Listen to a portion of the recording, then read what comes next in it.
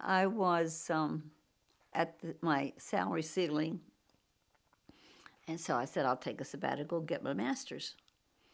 And so I asked for the sabbatical, and the contract was I'd get my master's, which I did, but also got pregnant 2 years after menopause. And that's when they fired me.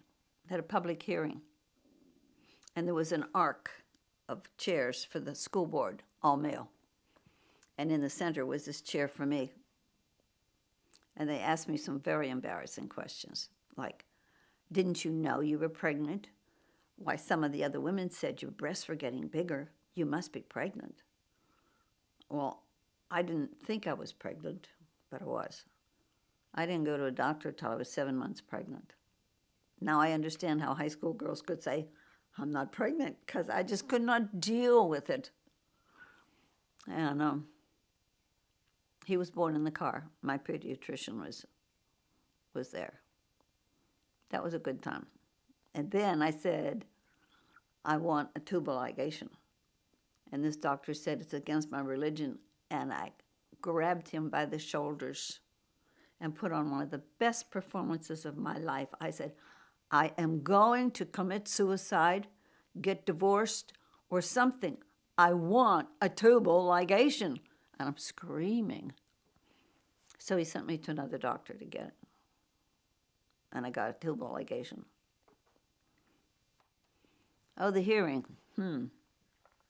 They asked me all these dumb questions, and I couldn't find an attorney that would take my case.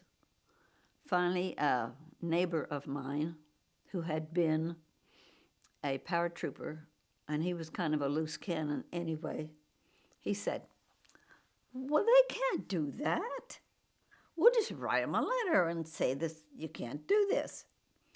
Well, in those days, the pattern, the custom was that if a teacher got pregnant, she automatically, willingly resigned. And then she could come back if the school board liked the color of her hair or was the right political persuasion, it's either all Democrats or all Republicans, they would take her back. But it was she had no choice in the matter at all. It hit the newspapers and it said, music teacher hits high note. It was in an arc. It was a Sunday paper. They didn't have any murders, so they put this on the newspaper. Music teacher hits high note, gets fired. And Betty Friedan saw it in the newspaper. And she said, that's terrible. And they asked me to come to the Mayflower Hotel and tell my story, which I did. And then I met all these people.